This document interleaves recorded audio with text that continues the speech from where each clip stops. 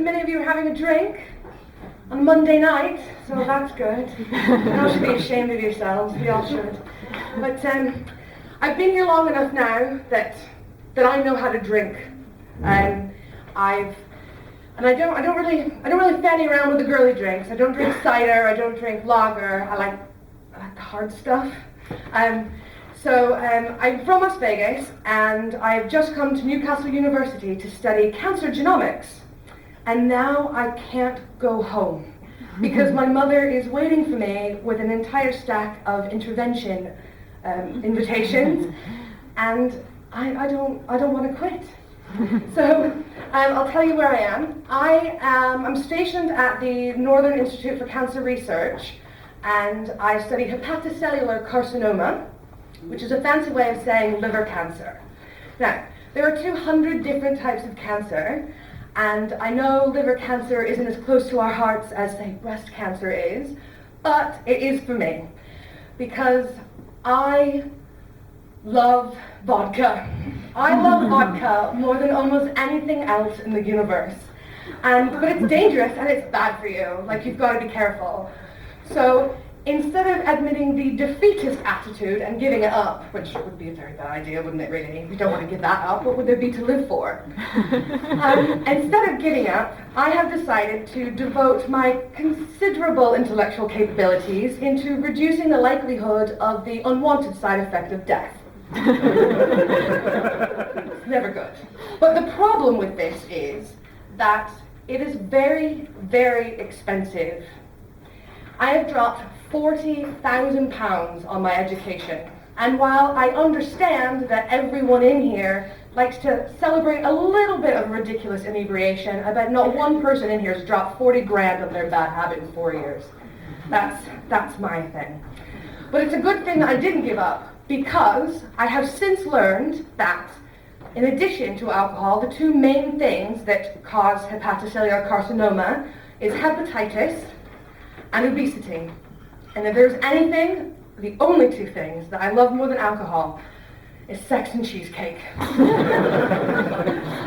I don't really know how I would survive without it. So now I'm trying to cure cancer, and I get a lot of people are very interested, and they say, you know, are you close? A lot of people think there's got to be many of cures, but the problem with cancer is it's you. To use a war analogy, it's not a foreign entity, it's a part of you that's gone rogue, it's a traitor in the midst. And what we have to do is try and figure out how to target that one traitor that's completely indistinguishable, nearly indistinguishable, from the rest of the troops. So we have two things. We have the brilliant microbiologists, if your cancer is associated with viruses, or we have the molecular biologists, and they look for the tiny flag. They're on the horizon looking for the one tiny difference between a healthy cell and a cancer cell. But there's 200 different types of cancer, so we're looking for 200 different pathways.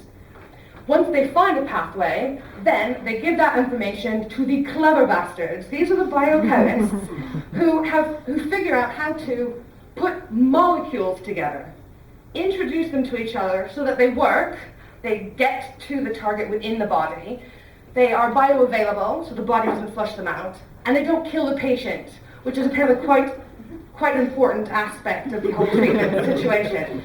It doesn't always work, unfortunately, and that's why the drugs that are put out are so rare. Now, if I'm trying to put this the right way, if the biochemists are the nuclear arsenal specialists, and the biomolecular biologists are the troops, the hunters, they look for it. What I do is very important. But what I do and who I am is, in the war against cancer, I'm basically the fat kid on the couch playing Call of Duty. You need tactics. Tactics win the war, but heroes have to start somewhere, and that's where I've gone. So, it's unfortunate, but it's true. But I work with a lot of people who are doctors, and these doctors don't understand my ability to learn medicine but not to follow directions. I drink, I smoke, I'm overweight, I party, I'm hungover all the time. And the only way I can really explain this is my entire life is basically one rebellious phase that's just carried on through. And I grew up in Vegas, and I spent my summers in Vegas, and I spent my winters in either Alabama or Florida. So my life was split between hood rats and hillbillies.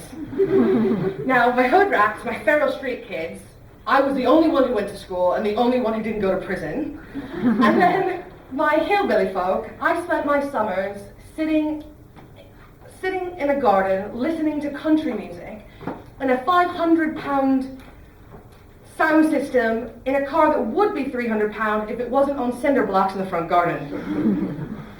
But how do you actually rebel against a society, against an upbringing that the media demonizes? Hood rats, hillbillies, hicks, rednecks. Well, apparently you go goth and get an education. Now, I've been away from my drink far too long, and I'm hoping that there's cheesecake on the menu. So I'm going to go look for that. Thank you very much.